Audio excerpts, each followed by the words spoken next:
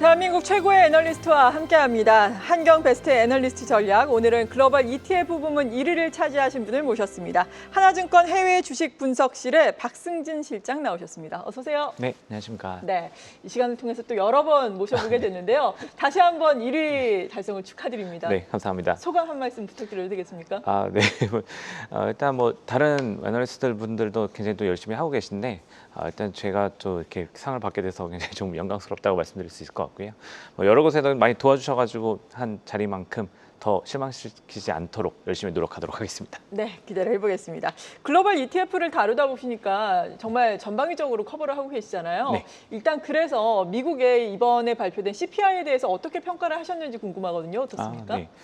일단 CPI의 반응 자체는 일단 9월 금리 인하가 가능하다라는 쪽으로 이제 해석을 하긴 했지만 일단은 저는 이제 코어 쪽, 사실 이게 헤드라인 CPI가 조금 이제 전월보다 상승폭이 좀 줄어든 부분은 이게 사실 관세 영향에 대한 부분들을 전가를 안 하고 있기 때문이라기보다는 에너지 가격, 그러니까 유가가 잡히고 있다는 데 좀 더 주목을 하셔야 될 것 같고요. 유가는 사실 지금 하락한 부분들이 결과적으로 이 지정학적 리스크에 대한 부분들이나 오펙 플러스에서 증산하는 부분들, 이런 좀 대외적인 다른 요인들이 좀 작용을 했기 때문에 사실 이 부분들이 계속 영향을 줄 수 있다고 보지는 않습니다. 오히려 이 코어 쪽의 물가, 서비스 쪽에서 물가가 올라간 부분들은 오히려 좀 길게 갈 수 있는 흐름들이기 때문에 네. 이 부분들을 조금 더 경계할 필요가 있지 않나라고 생각하고 있습니다. 네, 서비스 물가의 오름세를 경계를 해야 한다라고 말씀해 주셨고, 지금이야 9월 FOMC를 통해서 기준금리 인하 가능성이 한 93% 정도로 절대적인 수준으로 나오고 있는데 8월이 FOMC가 없잖아요. 일단 잭슨홀 미팅에 또 예정이 돼 있는 상황인데 네. 잭슨홀 미팅에서는 또 어떤 내용들이 주로 다뤄지게 되는 건가요? 일단 8월 21일부터 네. 23일까지 이제 일정으로 다음 주에 이제 예정이 되어 있습니다. 근데 이게 저희가 조금 또 잘 주의 깊게 살펴봐야 되는 부분들이 이 주제가 고용시장의 변화에 대한 부분을 지금 얘기를 할 것 같습니다. 민감하네요. 네, 맞습니다. 이게 뭐 거시정책, 뭐 인구구조, 생산성 이런 부분들을 가지고 얘기를 할 텐데 이게 7월 FOMC 당시에 이제 파월 의장이 얘기했던 부분이랑 연결해서 본다라 하면은 파월 의장이 당시 7월 FOMC 당시에 얘기했던 부분들은 이 물가에 대해서는 오히려 좀 경계를 많이 했었고 고용 같은 경우는 생각보다 좀 후하게 얘기를 해주는 경향들이 좀 있었습니다. 네. 근데 이 뒷면에 얘기했던 부분 중 하나가 이민자의 유출 부분들, 그리고 고령화가 되면서 일단 노동 인구들, 그러니까 경제활동 참가 인구가 줄어들고 있다는 구조적인 변화에 대해서 얘기를 했었고요.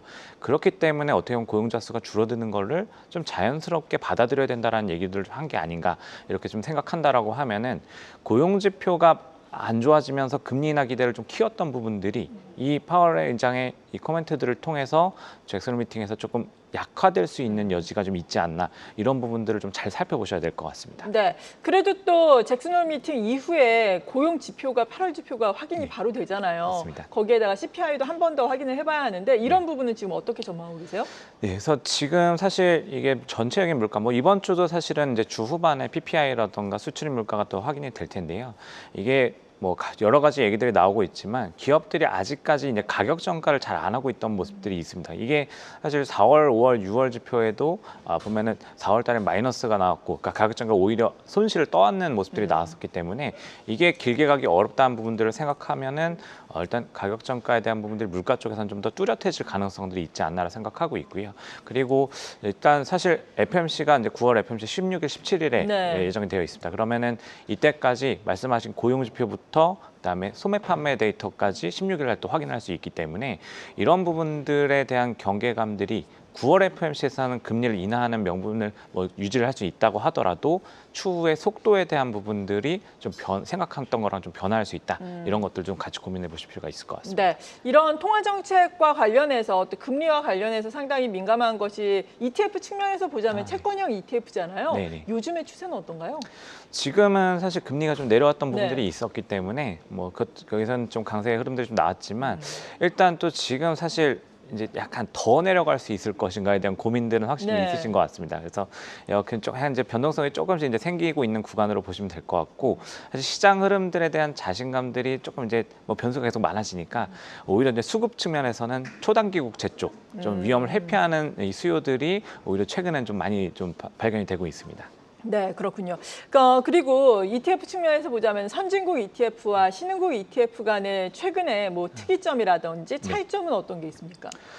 이게 사실 저희가 올해를 이제 돌아보면은 네. 사실 처음에 이제 상반기 초반에 나타났던 가장 특징적인 부분 중에 하나가 미국이 상대적으로 그동안 보여줬던 모습과는 다르게 힘을 못 쓰고 있었다. 이런 부분들이 좀 있었고요. 그리고 주변 국가들, 뭐 독일, 뭐 한국부터 시작해서 신흥국들이 오히려 조금 더 선방하는 이런 그림들이 나왔었는데 이게 저희가 이제 뒷면을 보면은 뭐 말씀하셨던 이제 관세에 대한 부분들, 관세 정책에 대한 불확실성이 있을 거고 또 이제 앞서 내용들에 대해서 나왔던 이 재정 관련한 이슈들 이런 부분들이 복합적으로 영향을 미치면서 이 달러화에 대한 자신감들이 굉장히 좀 떨어지는 모습들이 네. 있었습니다. 결국은 저희가 이제 그 어딘가에 투자할 때는 환도 굉장히 중요한 투자 변수가 되기 때문에 달러화가 약세를 보일 것이다라는 전망이 강해진다라 하면은 사실은 여기서 환차손이 발생하는 게 기본적으로 깔리기 때문에 투자 요인 자체가 좀 약해지는 모습들이 좀 있을 거고요. 그런 부분들이 상반기에 좀 나타났다라고 하면은 지금 펼쳐지는 현상들, 물론 금리 인하에 대한 기대도 유효하긴 하지만 이 금리 인하의 기대와 이 정책의 변화들을 통해서 미국 경제가 좋아진 환경으로 갈 수 있다라는 이런 믿음들이 장기적으로 생기고 있기 때문에 이런 과정들을 본다고 하면은 어쨌든 금리 인하는 상대적으로 다른 국가들도 금리 인하하면 똑같이 가는 거고 네. 결과적으로 경제에 대한 판단을 하게 되는데 이 미국 경제에 지금 어떻게 보면 관세 협상들도 결과물들이 미국에 굉장히 유리하게 좀 형성이 좀 많이 되고 있다 보니까 이 달러가 조금씩 바닥을 잡았다라는 인식들이 확실히 좀 생기는 것 같습니다. 그렇게 되면서 미국 쪽으로 자금 흐름들이 다시 한번 유입되기 시작하는 좀 흐름이 자금 수급 강도가 좀 높아지는 이런 모습들이 최근에 좀 트렌드가 포착되고 있습니다. 네, 정말 말씀하신 것처럼 올 뭐 상반기 몇 달 전만 하더라도 미국에 많은 관심을 가졌던 개인 투자자 여러분들이 국내 주식에 많이 네. 관심을 갖는다라는 이야기가 있었는데 다시금 미국에 많이 관심을 갖고 있는 것 같아요. 네네. 그렇다면 지금 미국도 사상 최고가를 또다시 경신했잖아요. S&P 500과 나스닥 지수가. ETF 쪽도 기존에 인기가 많았던 빅테크를 중심으로 여전히 잘 가고 있는 거겠죠. 그렇죠. 아무래도 지금 시장 분위기가 보시면은 아시다시피 네. 실적에서도 마찬가지지만 이게 빅테크들을 완전히 끌고 가는 시장이 되어 있기 때문에 여전히, 예. 그래서 뭐 사실 테크 쪽은 기본적으로 이 시장보다 아웃퍼폼하는 그림들이 계속적으로 꾸준히 좀 나온다라고 보시면 될 것 같습니다. 네, 그렇다면 빅테크 가운데서도 요즘 관심이 많았던 것이 AI와 관련된 네. 부분이잖아요. 이런 쪽에 ETF도 확실히 많은 건지 네. 상승 여력이 추가적으로 있다고 보시는지 궁금한데요. 네, 사실 뭐 방금 말씀드린 것처럼 실적 시즌을 저희가 복귀를 해보면 물론 2분기 실적에 대한 눈높이가 시장 전체적으로 좀 많이 낮아져 있었기 때문에 사실은 서프라이즈 비중이 굉장히 높게 나온 건 맞습니다. 다만 이게 저희가 가이던스까지 연결을 해서 봤을 때 그래도 좀 계속 좀 꾸준히 기대를 해볼 수 있는 건 아직은 좀 AI와 빅테크 쪽의 기반의 테마였다라고 보시면 될 것 같고요. 뭐 물론 뭐 아마존 같은 기업들의 가이던스 조금 이제 실망스럽긴 했지만 이거는 제가 볼 땐 플랫폼에 대한 약간 좀 경쟁에서의 좀 차별화 포인트들이 좀 있는 것 같습니다. 오히려 네. 마이크로소프트라던가 뭐 다른 이제 빅테크들은 오히려 좀 더 긍정적인 가이던스에 대한 평가가 좀 있었다는 것들을 고민한다고 하면은 이게 AI 쪽에 대해서는 아직은 여전히 좀 한 3년 정도 좀 되고 있는 테마이기 때문에 조금 식상하실 수 있겠지만은 네. 반도체와 AI 중심의 시장 흐름들은 아직까지는 좀 더 두고 보셔야 된다. 이렇게 좀 말씀을 드릴 수 있을 것 네, 같습니다. 그렇다면 선진국 ETF 가운데서 지금 유망하게 볼 수 있는 ETF를 꼽으라면 종류가 많을 텐데 어떤 걸 꼽아주시겠어요? 그래서 이게 반도체부터 시작해서 이 AI 쪽의 이 밸류체인들 이런 것들을 좀 분야별로 좀 나눠서 말씀을 드릴 수 있을 것 같고요. 네. 뭐 반도체 같은 경우는 이제 SMH라는 종목들 많이 보셨을 겁니다. 그래서 이 SMH가 지수 방법론 측면에서 조금 이제 우위를 가져가는 부분들이 있기 때문에 뭐 이렇게 캡에 대한 부분들이 좀 다른 부분들이 있기 때문에 SMH를 좀 말씀을 드릴 수 있을 것 같고 그리고 AI 테마를 좀 더 소프트웨어랑 하드웨어를 확장해서 본다라 하면 AIQ라는 ETF가 AI 테마 쪽에서는 또 저희가 대표적으로 좀 보실 수 있는 종목으로 보시면 될 것 같습니다. 그리고 이 전력, 에너지에 대한 부분들도 계속 얘기가 나오고 있는데요. 이 GAP라는 종목이 이 전력과 에너지 쪽에서 뭐 또 좀 더 확장하면 원전 쪽에 뭐 URA 이런 종목들도 보실 수가 있다. 이렇게 좀 생각하시면 될 것 같습니다. 네, 그렇군요. 주목해 볼 만한 선진국 ETF에 대해서 도움 말씀을 들어봤고 국내 증시 같은 경우에는 아무래도 뭐 세제 개편안이라든지 이런 대내적인 변수가 좀 발목을 잡고 있는 듯하게 보여지잖아요. 네. 3,200선 쉽사리 안착을 하지 못하면서 약간 횡보를 하고 있는 듯한 분위기인데 앞으로의 지수의 방향성은 어떻게 보고 계세요?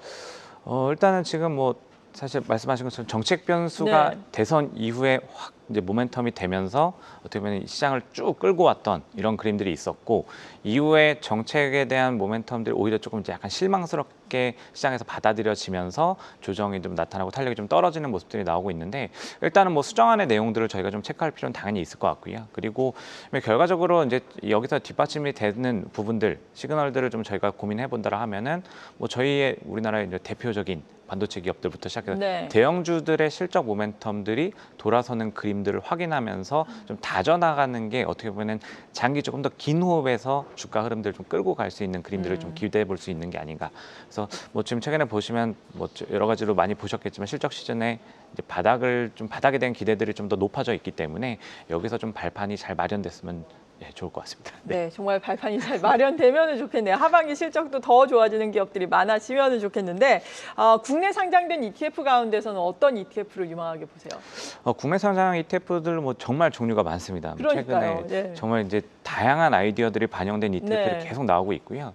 그래서 뭐 저희가 사실 뭐 살펴보면은 뭐 AI 쪽 같은 경우도 뭐 종목명을 검색해 보시면 반도체가 들어가 있거나 AI, 뭐 테크가 들어간 키워드의 ETF가 정말 많이 나옵니다. 수십 예. 개가 나오게 되는데 뭐 일단 이걸 좀 압축해서 본다라고 하면은 이제 뭐 AI 테크 탑10 뭐 코덱스 쪽에서 나온 ETF 같은 경우가 사실 지금 시장을 아까 말씀드린 대로 미국에서 지금 빅테크 거의 지금 10종목이 S&P 500 40% 시총을 다 차지할 정도로 시장을 완전히 그냥 쭉쭉 끌고 가고 있는 네. 그림들인데 뭐 이런 기업들에 집중하는 포트폴리오 이런 말씀드렸던 코덱스, AI, 뭐 빅테크 탑10 이런 종목들이 될 수 있을 것 같고요. 그리고 조금 더 연결해서 본다라고 하면은 뭐 전력 테마 같은 경우는 이제 솔의 미국 전력, AI 전력 인프라 이런 종목들이 있습니다. 이거는 전력 인프라 종목들도 이제 몇 가지가 상장이 되어 있는데 조금 더 이제 원전이나 이런 것들 좀 중요하게 좀 보는 ETF라 보시면 되고요.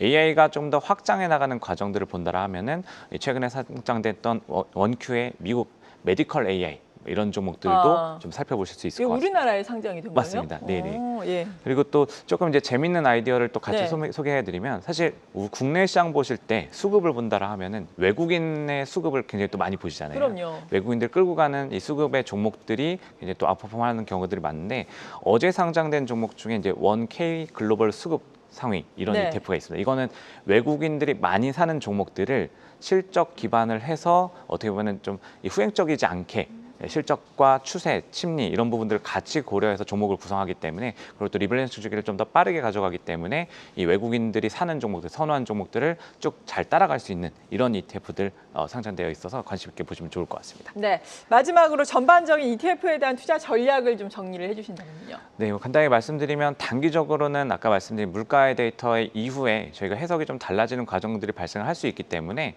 뭐 길게 본다라면은 사실 뭐 적극적인 포지션들을 계속 유지하실 필요가 있다라 말씀드릴 수 있을 것 같고 단기적으로는 뭐 퀄리티 컨셉의 ETF들, 미국 상장 ETF들은 뭐 QGR라던가 뭐 QUAL 약간 좀 퀄리티 컨셉의 ETF들이 또 상장이 많이 되어 있습니다. 국내에는 라이즈 뭐 버크셔 탑10 포트폴리오 이런 ETF들이 좀 상장되어 있기 때문에 단기적으로는 퀄리티에 조금 무게 중심을 두시고 길게는 기존의 패턴들을 조금 더 유지하실 필요가 있다. 이렇게 정리해서 말씀드릴 수 있을 것 같습니다. 네, 잘 알겠습니다. 지금까지 한경 베스트 애널리스트와 함께했습니다. 글로벌 ETF 부문 1위를 차지하신 하나증권의 박승진 해외 주식 분석 실장과 도움 말씀 들어봤습니다. 고맙습니다. 네, 감사합니다.